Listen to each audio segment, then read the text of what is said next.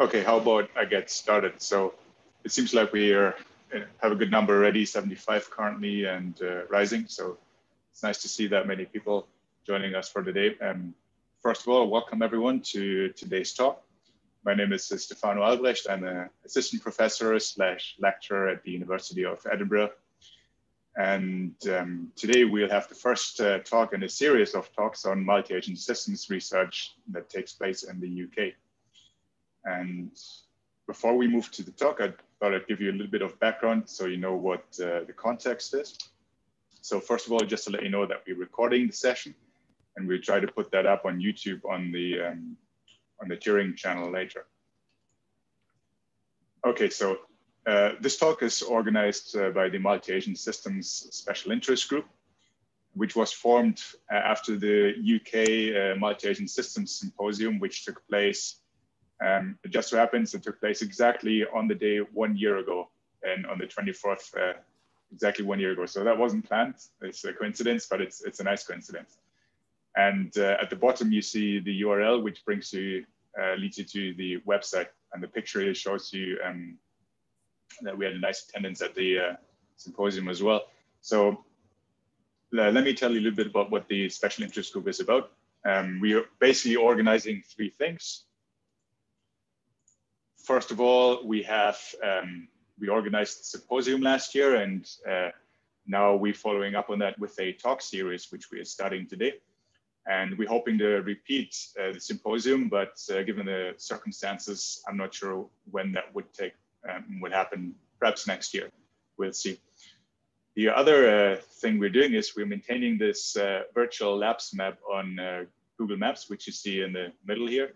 And the idea here was to see what labs exist in the UK that work in multi-agent systems research and what are the special interest areas. So you can see there's quite a few places in the UK. It's a very active place for multi-agent systems research. And if you are in a research group in the UK that specializes in some sense in multi-agent systems research and you're not yet on this map, then please do get in touch with us and we can add you to the map as well and add a few details for your lab. And thirdly, we have a mailing list, which you see on the right side. And this, so everyone can sign up to the mailing list, which you can find if you follow the URL at the bottom of the slide here. And there's a sign up form. And we thought it would be nice to have like a central mailing list for people who focus on multi-agent systems research to share opportunities for jobs, research, grants, and so on. And this is, again, focused on research that's taken place in the UK.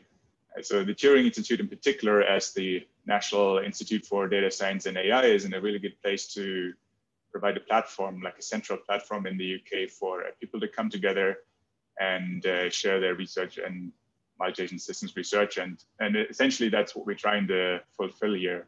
The role of this group is to act as a catalyst to bring people together who work in this area and facilitate collaboration and networking. And with that, that's all I wanted to say. So I'm going to stop sharing my screen now.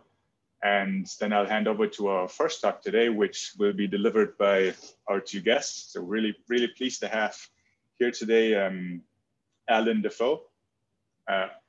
Did I pronounce the last name correctly? I think I did, right?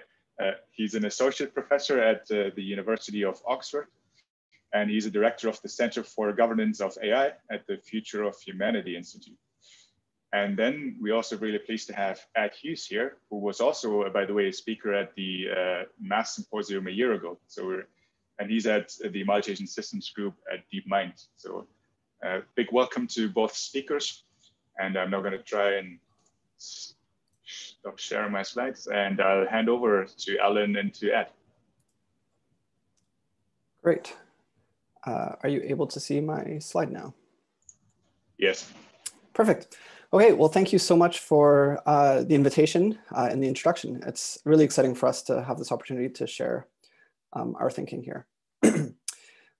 So as mentioned, I'm actually a professor of international relations originally, though always with an interest in statistical methods and increasingly artificial intelligence. And I'm now director of the Center for the Governance of AI, where I think in part about what we can do to help steer AI towards sort of maximally beneficial impacts for humanity. And a combination of my thinking about AI and ways to steer AI and my interest in global cooperation and the breakdown of global cooperation was part of what led me to this topic. And so I'll talk about that. And then a number of conversations starting at DeepMind, and Ed will be presenting some of the thoughts, led to this paper that we're presenting, and the co-authors on that are so listed.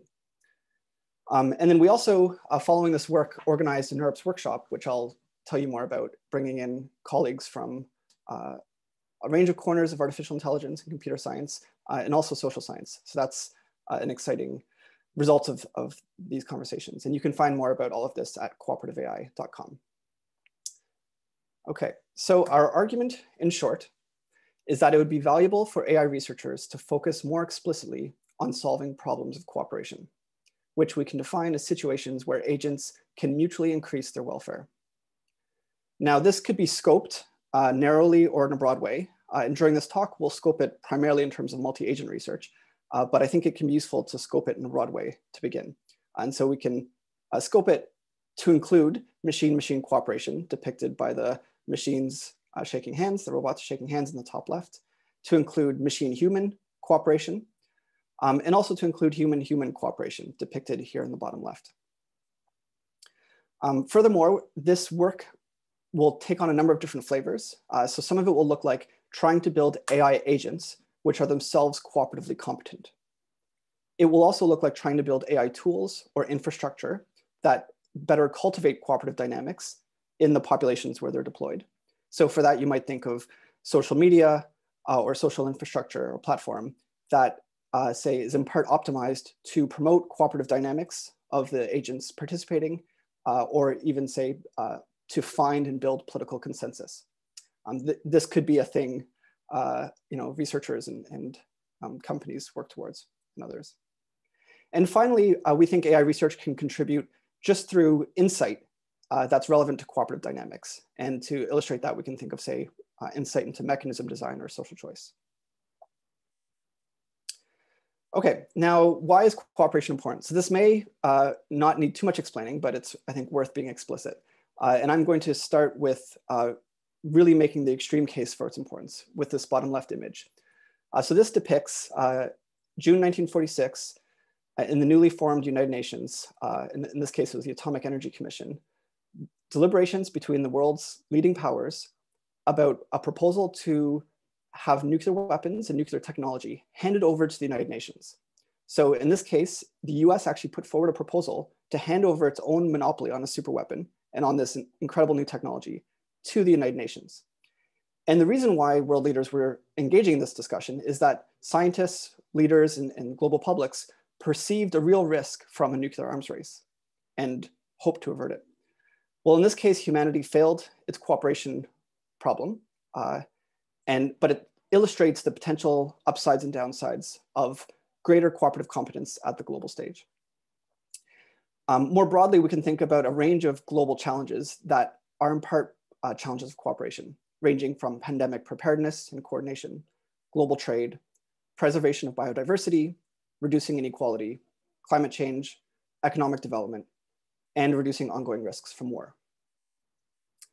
Okay, so that sketches some of the really global upside of improved cooperative competence, but we can also motivate the value of research into improving cooperation by reflecting on our day-to-day challenges as co-workers trying to divide labor and complete a task, as commuters, as citizens, as friends.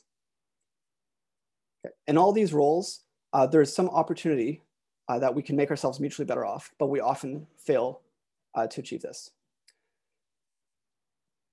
So one thing we can do is we'll use this conceptual framework that we'll develop in the paper and that Ed will talk about to reflect on why cooperation can fail. So it can fail in part because of a failure of understanding.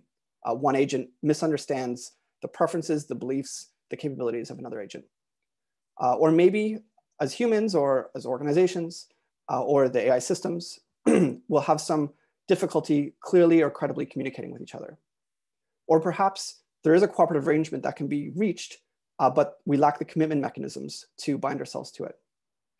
And finally, there's the question of whether we can build adequate norms and institutions to help us discover solutions to really complex cooperation problems. Okay, so the cooperative AI bet, as I'll phrase it, can be thought of as that there is value in having an explicit AI research program towards solving problems of cooperation. Or put differently, that such a focus might help us to address some of our cooperation challenges. One way of thinking of it is as AI systems are increasingly deployed throughout society, and in so doing transform it, there is value to research that makes sure or helps to make sure those systems are maximally conducive to cooperation. Okay, so I'm phrasing this as a bet to reflect a few things. One is we're uncertain. We don't know the exact character of what research on cooperative AI should look like, what would be the best sort of framing it and deployment of resources in this space. We're also not confident that it will, with certainty, be positive and expected value, or sorry, that it will be positive, but we think ex ante that it is positive and expected value, hence the bet. So as a bet, we can pose questions to it. We can say, have you thought this through, or what are your views on these aspects of the bet? And I'll pose 3 questions here. One is it even possible to steer research through attention or better naming of goals? We might think research is this process that avoids top-down steering. It's a function of perhaps the puzzles left to be uncovered and some kind of emergent process of scientists exploring the unknown. And I guess as counter arguments, there's a few. One would be that we can look to analogy to other subfields and efforts in AI in which they were organized around achieving some goal. So we can think of AI safety, AI alignment, interpretability, fairness, robustness, and even the field of artificial intelligence itself are named aspirationally, right? They are named for some property that is meant to be achieved in AI systems. And like, I think, cooperative AI, each of these examples I just gave do have the property that some of the subgroups don't actually have that much in common with each other, but still it's plausible that having this as an overall sort of research focus can be useful. And one reason is you can think of it as offering a compass for researchers and everyone involved in the enterprise about what are we trying to achieve in part in our efforts here. So by contrast, say with a descriptive framing of some of the research we do, like if we called it game theory or strategic modeling or multi-agent systems research, calling it cooperative AI at least tells us one thing we're trying to achieve with this work, which is, are we improving the ability of AI systems or humans or organizations to achieve mutual welfare increases? It also helps communicate to outside stakeholders, to the public, policymakers, why this research is important. Okay, another question we might pose to this is, well, will we get cooperative competence as a byproduct of sort of other AI research which would happen anyways? And I think this perspective is most commonly articulated by people who envision general intelligence emerging, in which AI there will be advances in AI that allow AI to perform well across a range of tasks across a broad set of domains. And cooperation, you might think, is one among many domains. And so advances in general intelligence will also give us cooperative competence. Again, it's a question, so there might be varying degrees of truth to this proposition, but I think it's also quite plausible that we can steer the sort of portfolio of skills that AI systems have to make them relatively more or relatively less cooperatively competent compared to the other skills they have in their portfolio. And then another strong counterargument to this is to say, in humans, it seems like cooperation was plausibly, in fact, critical to the development of our intelligence. That intelligence emerged at the same time as we tried to solve our problems of intergroup public goods provision due to intergroup competition. And so it may be that there's some property of cooperation in groups that provides, say, a curriculum of cognitive difficulty that is, in fact, critical to the development of intelligence. So that would be a strong counterargument to why, if you're trying to develop artificial intelligence in other domains, working on cooperation is important now. Okay, a third question we can pose to this bet is, what's the right scope? And is the scope I offered too broad? And some arguments why it's perhaps not too broad is one, towards the consilience of science. This is illustrated by the science cover on the right. in which this is a science magazine in 2005. They articulated the top 25 open scientific questions that scientists should be answering or try to answer in the next 25 years. And how cooperation evolved is one of them. So the problem of cooperation spans fields. Within social science, political scientists, economists, sociologists, scholars working in law are all centrally concerned about cooperation. Also biologists, psychologists, neuroscience, cooperation figures prominently. So because AI research is also contributing to this problem, there's value in trying to bring the conversation to the highest level to make sure we're using common terms, that if there are theoretical insights from other domains that we're importing them to AI, and likewise, if there are insights coming from AI that we're exporting them to these other fields. As I mentioned in this talk, we're going to be primarily offering a narrower scope in our discussion. So we might call it the multi-agent cooperative AI bet. But finally, I think we can think about the question of scope as one that's amenable to empirical examination. Namely, when we organize events under different banners, and when we sort of encourage, if we give out grants or encourage researchers to pursue certain high-level questions like solving problems of cooperation, do we find that to be productive? And I'll offer at least as evidence this NeurIPS workshop that we organized recently in December. So here's a depiction of some of the speakers and attendees. And at least for me, I found the workshop to be extremely productive, the conversations to be productive.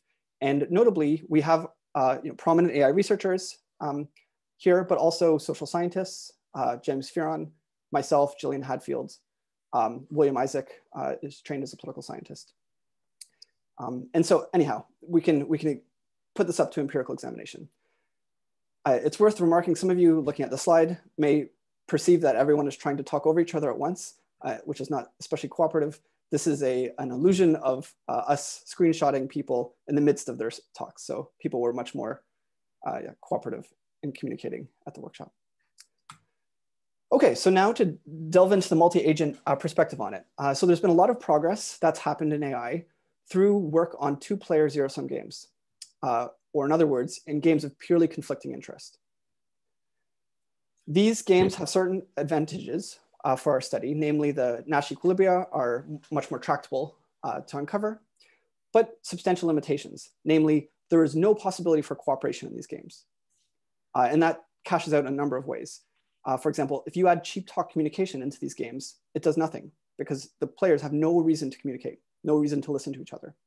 Similarly, there's no issues of trust and deception, of reputation, of institution building, of commitment problems. A lot of the core challenges of real world cooperation problems will not be found in these games of purely conflicting interest. By contrast, there has been and there's of course been work in this for decades, in games where there are opportunities for mutual gains. So the Prisoner's Dilemma depicted top left, the game of Hanabi, which is a game of pure common interest, but private information. Bottom left, we have Overcooked, which is another game of pure common interest. That means the players have completely aligned utilities or reward functions. But in this case, it's sort of a complex coordination game. And then bottom right is a game of mixed motives. This is Diplomacy, where each player may have some common interest with other players to form alliances, but also some conflicting interest. And so from mixed motive games like that, you get the problems of trust and mistrust, betrayal, and norms, and so forth. One way of perhaps characterizing how important cooperation games are, or games in which cooperation is possible, is what we did here, which is to characterize the space of games. Now, we took a simple space of games, namely games that are two players, and each player has two actions. And then each game is defined by a unique ranking of the ordinal payoffs. And having done that, we see that 10% of games have purely conflicting interests, and the other 90% have either mixed motives or pure common interest. So this is in part meant to argue, this work on two-player zero-sum games is very important, but it is really just scratching the surface of the space of games. Perhaps more compelling, though, is just appeal to the problems that society faces and to think it's very rare that we find ourselves in really a purely conflicting interest encounter. Okay, so now I'm going to pivot to some cartoons to depict some of the different flavors of work on cooperative AI. So here we have two human principals who have some opportunity to improve their mutual welfare, namely to try to cooperate. And we can think of this as horizontal coordination. Yeah, I'll just use that as a metaphor for now.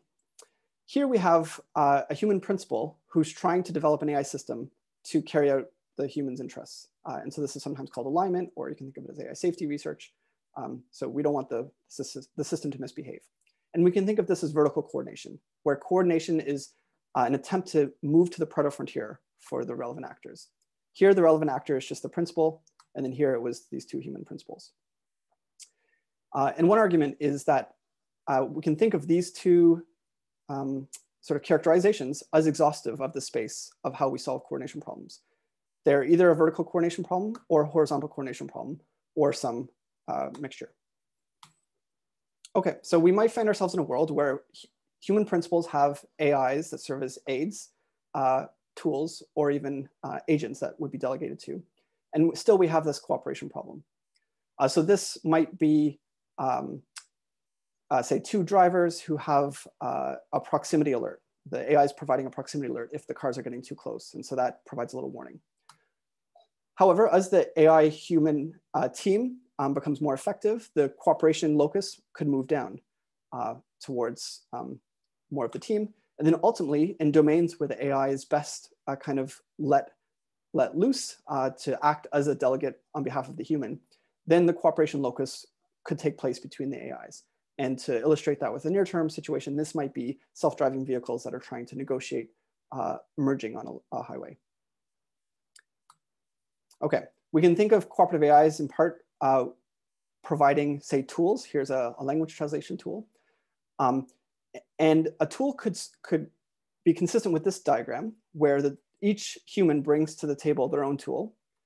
Or we can think of a tool from what we call the planner perspective, which is this tool is meant to improve some welfare function of a population, right? So it's not just a tool being sold to an individual, but it's a tool trying to improve some population's ability to cooperate with each other.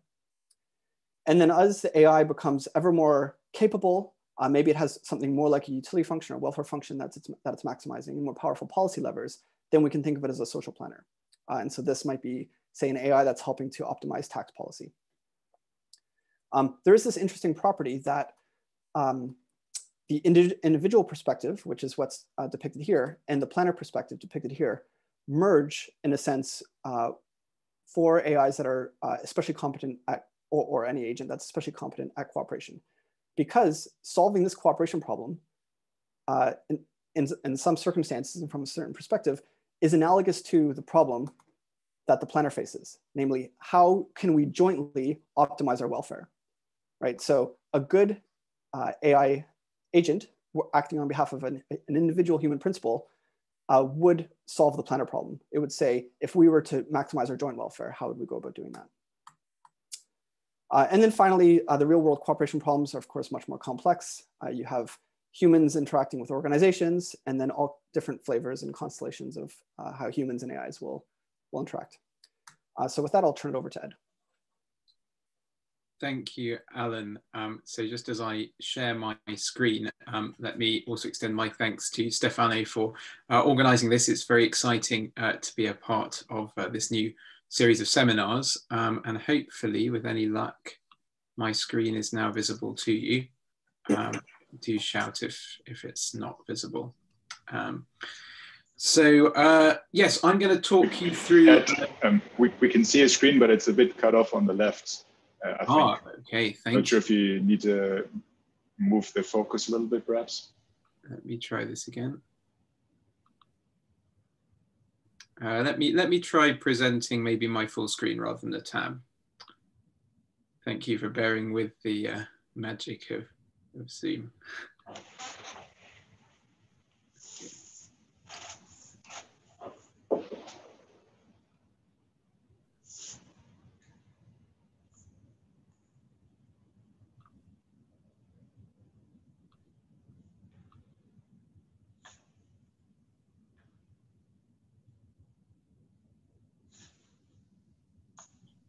So Stefano, can you comment, is that better? Yes, I think that's good now. Wonderful. Thank you. So yeah, I have the pleasure of talking about cooperation capabilities in a little bit more detail. And I'm going to start by talking you through an example, one that will be familiar to many of you from your research, the example of self-driving vehicles. And I'm going to talk through how understanding communication, commitment, and institutions, these 4 categories, might manifest themselves in this example. So, for instance, to predict the behavior of other drivers, an AI would benefit from understanding the goals, beliefs, and capabilities of those other drivers, the local conventions of driving, such as which side of the road to drive on, and modeling, for example, the beliefs of a fast walking pedestrian that's looking at their phone. Are they about to cross the road or not? This is going to be vital for safe and effective driving. An AI would also benefit from communication skill and infrastructure. So will it understand the wave of a police officer indicating that the human wants the AI to go through an intersection rather than to stop? Can it express to other vehicles the reason that it's idling in a narrow parking lot is to wait for a car up ahead to pull out, and so on and so forth. Cooperative gains are, of course, available to those who are able to construct credible commitments. So, for instance, riding in a convoy benefits from the commitment not to engage in unilaterally optimal actions that would be net harmful to the convoy, such as suddenly slamming on the brakes as the lead car. And a car in busy traffic might want to cross several lanes, and another car might be willing to make space for the first car to do so, but only if that first car commits to doing it in a swift and efficient manner. And we've all been in that situation in a car before, that the need to drive in a manner which is making progress swiftly. And finally, populations of drivers, of course, could often be made better off by new institutions, which AI could help build. So, for instance, what's the optimal congestion pricing to maximize driver welfare? And can this be assessed and charged through AI and related innovations? Could a navigation app achieve a Pareto optimal coordinated behavior for drivers across a city to reduce congestion, and so on and so forth? Now, there's another way, of course, that we can illustrate these capabilities, and this is taking the polar opposite view, going all the way down to the basic games of game theory. So understanding we can illustrate through this one-sided assurance game. So in this game, mutual cooperation is the best outcome and the unique equilibrium. But if you stare at the game for long enough, you realize that row may still choose to defect if it's got some noisy view of the column's payoffs. So it's important that row here is able to divine the precise payoffs of column in order to reach the cooperative outcome. The archetypal game for communication is, of course, the stag hunt. So here, the efficient equilibrium, stag-stag, is risk-dominated by the inefficient equilibrium, which is hare-hare. But when you add communication to this, the communication, I'm going to go for the stag, becomes self-enforcing. So once you've said that, then you should go for the stag, and so should your partner. So communication enables you to solve these equilibrium selection problems if you have an appropriate understood language. A good example of a commitment game is the chicken game. So if you have a credible commitment device that you're going to go straight, then the other player should swerve, and you're able to reach an equilibrium of this game. But of course, all of these individual capabilities require some means of arriving at them as a community. And of course, that means is a collective capability, which is the capability we put under the name of institutions. And we say that effective institutions alter the strategic game via conventions, norms, and mechanisms to promote the individual capabilities of understanding, communication, and commitment. So a typical example here is to think about the one-shot prisoner's dilemma, in which mutual defection is the equilibrium, the Nash equilibrium here. And there are various ways of solving this, I'll talk about more later, but one way of solving this is to repeat the game. And in the infinitely repeated game, there are, in fact, as we know, a very large number of subgame perfect Nash equilibria, including ones that support mutual cooperation for arbitrary lengths of time. So in more detail then, understanding is the ability for an agent to adequately take into account predictions of the consequences of their actions, predictions of another agent's behavior, as well as contributing factors to such behavior, such as another's beliefs and preferences. And understanding can be arrived at through implicit means, so some kind of evolutionary or model-free learning. Explicit means, so reasoning or search. And there's a difference between first order understanding, which is understanding of the payoffs, perhaps, or the actions that policy another agent might take. And then the recursive belief, so understanding of the mental state of another agent and the understanding of the way that that other agent is modeling you. So I'm going to talk through each of these now with some case studies. And these case studies are either drawn from very famous examples in the literature, or conversely drawn from pieces of research which are very familiar to myself, either because I've been involved with them or closely related to them. There are many other examples I could take, and I've deliberately not taken examples from the very large number of people in this room who could have come up with probably better examples than me. My intention in these examples is not to put them on a pedestal, but rather to give them as paradigms for thinking through these problems with the lenses of understanding communication, commitment in institutions. So my first example for understanding is tit for tat. Of course, this famous strategy for the repeated prisoner's dilemma: first cooperate and then replicate the other player's previous action. And this has 4 properties which map very nicely onto what we understand for the term understanding. It is nice, that is to say, the first thing that you do is that you cooperate, and then you reciprocate every time that the other player has been cooperative. It's forgiving, which means that you are recovering cooperation after a mistake. It's provocable, which means that you are serving as a deterrent. So the other player, in making a model of you, will realize that you can't just be betrayed. And it's also clear, that is, it's easy for the other agent to model the strategy that you are doing, and therefore to make a good cooperative decision. But of course, this raises the question, what about more complex games? And one thing you could do in more complex games is build models of beliefs. And this is a paper from my colleague Paul Moreno, which came out very recently. You can build a model of the beliefs over the environment, first of all. So some kind of distribution of the states of the environment you think you're in. But you can also build a model over the beliefs of other agents. So here, this blue agent might be building a model over what it thinks the red agent knows about the environment. And this is exactly what happens in this paper. There's a neural network model, which both has a typical deep neural net for policy and value networks. And also it has a belief model, which is trying to predict the state of the world, the unseen state information about the world. And it turns out that in these models, you can induce beliefs which enable agents to play games. So here's actually an example of a competitive game. This is a version of the game Rock, Paper, Scissors, but in a 2D grid world. And rock, paper, and scissors are these purple, brown, and blue blobs here. And the aim is to collect the right type of blob and then go and chase after your opponent. And then when you get close enough, you win the game. And here is, the video goes rather quickly, so I've split it out here into different frames.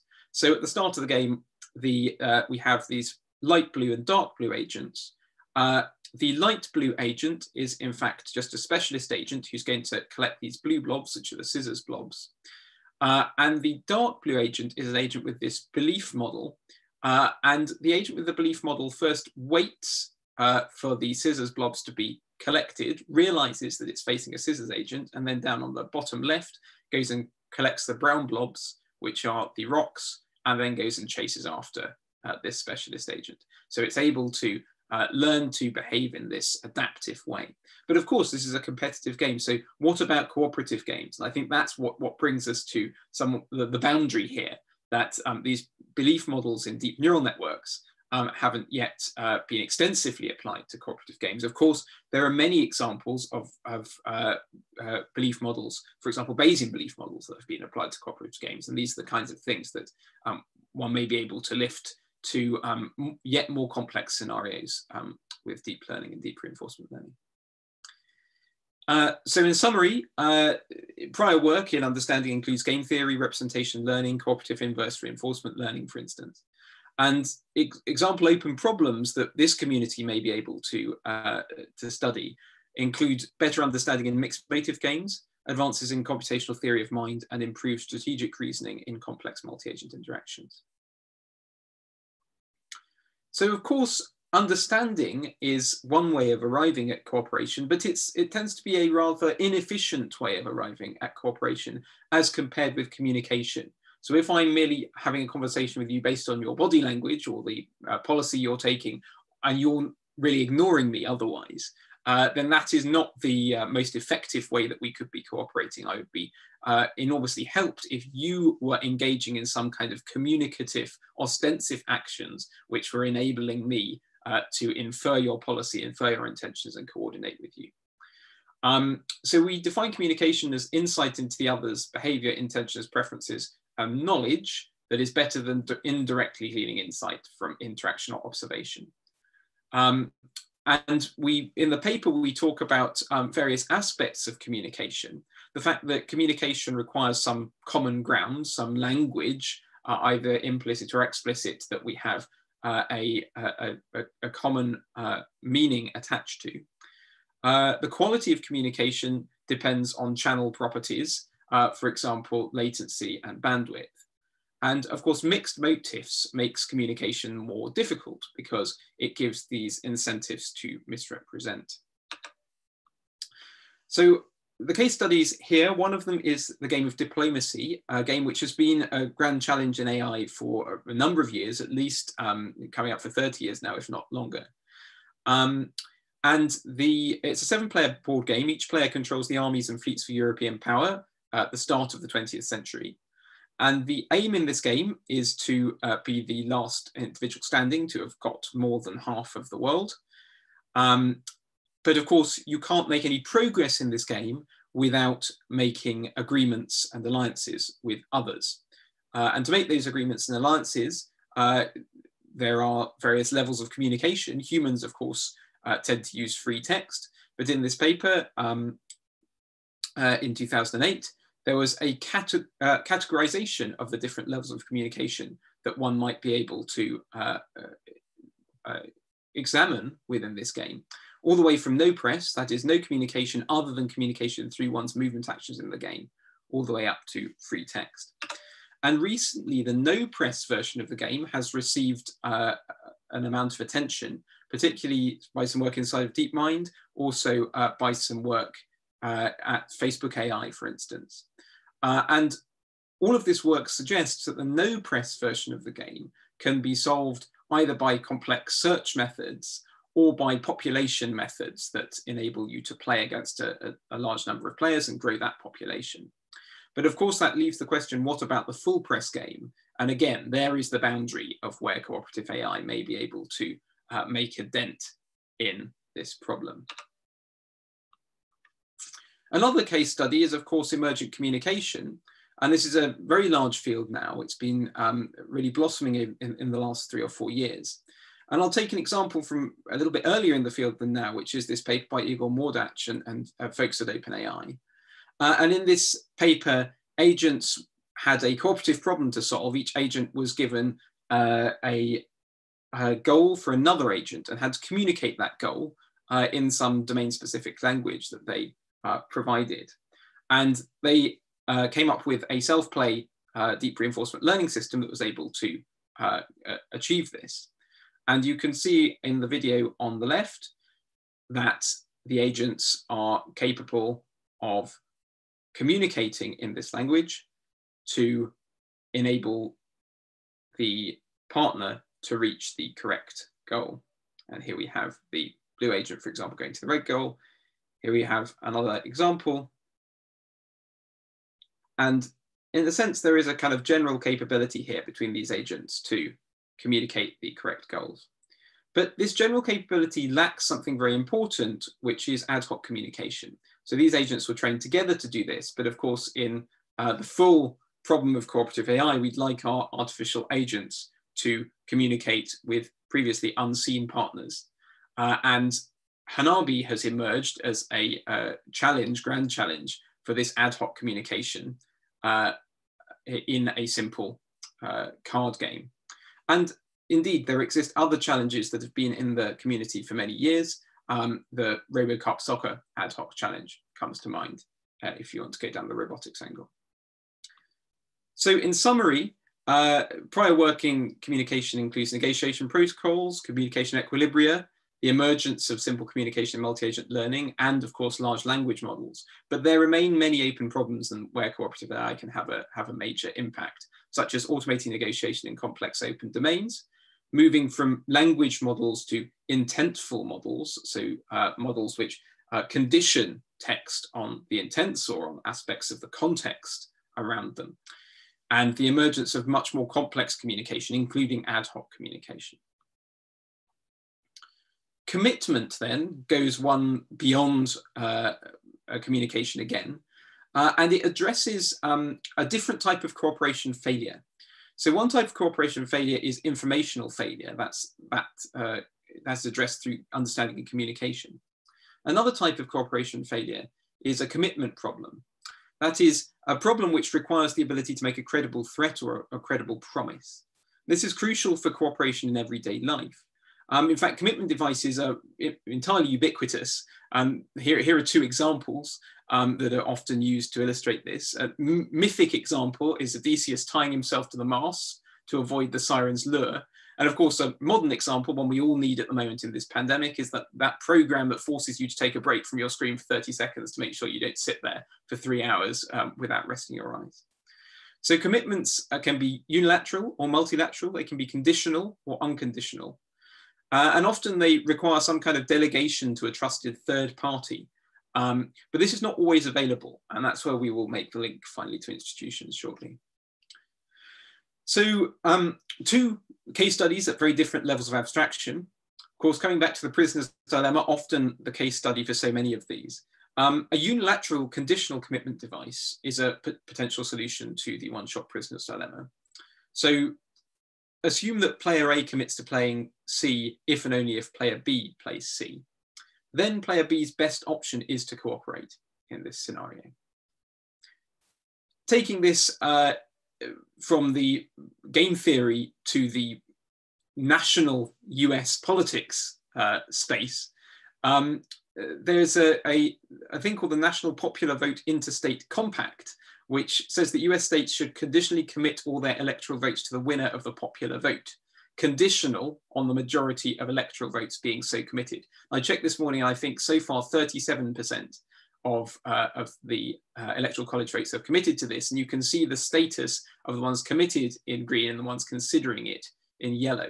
And one interesting aspect here is that these unilateral conditional commitments, when taken together, result eventually in a multilateral commitment if enough players have made the unilateral conditional commitment.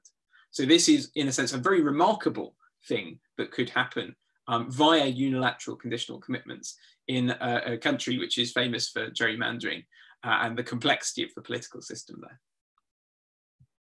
Here's another case study from some recent work that I was pleased to be involved with in a particular game which illustrates the need for contracts. So in this game, each player starts with 5 tokens, and each turn a player may give a token of his or her color to another player or discard it.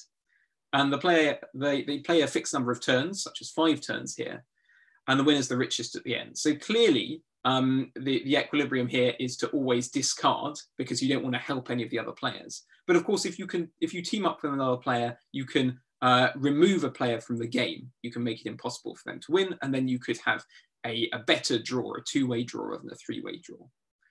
And what we found is that when we gave agents a contract channel, the ability to make a promise, which was then enforced by legal actions or by some kind of punishment, we found that agents were able to make these commitments and were able to do better. So on the y-axis here, we see the number of times the agents have discarded. And on the x-axis, this is the number of learner steps in multi-agent reinforcement learning. And if you just do pure independent learning, then the agents always discard. If you add this contract channel, then they don't always discard, they make alliances. And then if we do an evaluation, we can look at whether alliances across this population result in better performance. And the more contracts that you sign, the better you do. But of course, this raises the question, what about more realistic situations? And there has been a lot of work going back even to the 70s and 80s on contracts in realistic situations, more realistic situations than this. And I think it's very exciting to imagine what could happen when we put that work together with some of the more recent advances in powerful AI systems. So open problems here include automated reasoning about the effects of commitment, automated auditing of agent behavior, and, for example, systems that can inspect others' code. Finally, institutions. Here we define an institution in its broadest sense, that is, systems or constraints that structure interactions between individuals so as to facilitate cooperation by resolving coordination problems and aligning incentives. And this encompasses, as I said earlier, conventions, norms, but also more formal mechanism design.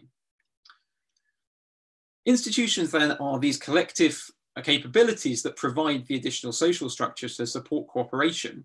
And these kind of solutions can include repeating or linking games, self-enforcing norms like tit for tat, or allocating external incentives to promote commitments.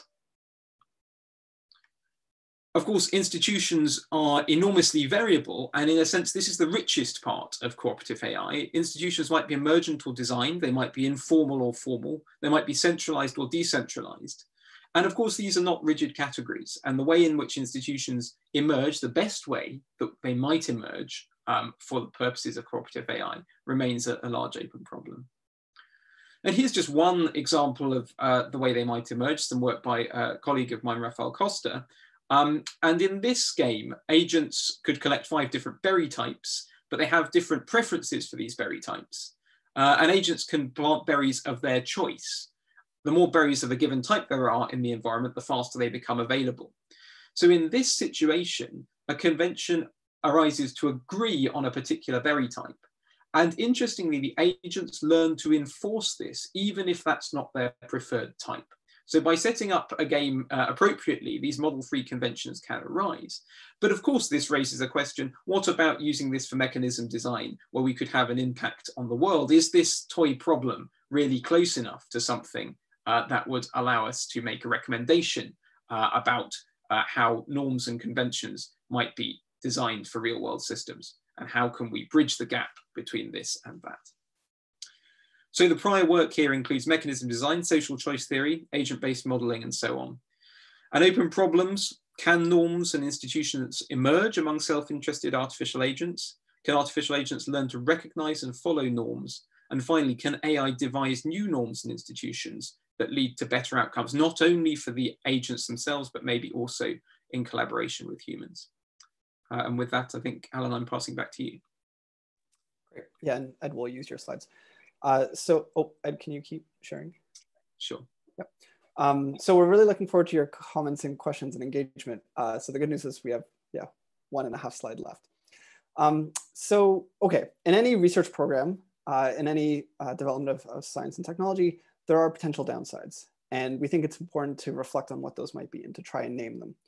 And we'd even say part of this research effort should be reflections on the downsides to evaluate the overall value of the research, but also to help steer the research in the most socially beneficial direction. So briefly, we can name some of the potential downsides to this work. The first is that cooperation, while it sounds nice, is only by definition good for those agents that are cooperating. Right? Any third party who's not part of this cooperative encounter may be made worse off by the engagement. And so terms like exclusion or collusion or malign cooperation point to this. And so we wouldn't want it to be the case that, say, AI research on cooperative AI is most useful for criminals, for example, as opposed to law-abiding citizens. Right? We want to help. We want to develop the kinds of cooperative competence that are likely to have the most pro-social effects. Another consideration is that cooperation and cooperative skills are actually quite close, often, or overlapping with coercive competence and coercive skills. So where coercion is the use of force or the use of threats, and punishment is another sort of category here. And we can see this with, say, understanding, right? Understanding is important for cooperation, but it's also important for coercion. If someone wants to threaten a target, it helps to understand what their weaknesses are, their vulnerabilities, right? Similarly, communication is important for deception. If you want to be good at forming alliances, you have to be able to discern credible, trustworthy communication from deceptive communication. But likewise, if you want to betray someone, it helps to be able to mimic honest, trustworthy communication. And we could make similar sort of inquiry into all the cooperative capabilities. Improvements in cooperation could just be disruptive if it changes like a relatively efficient status quo.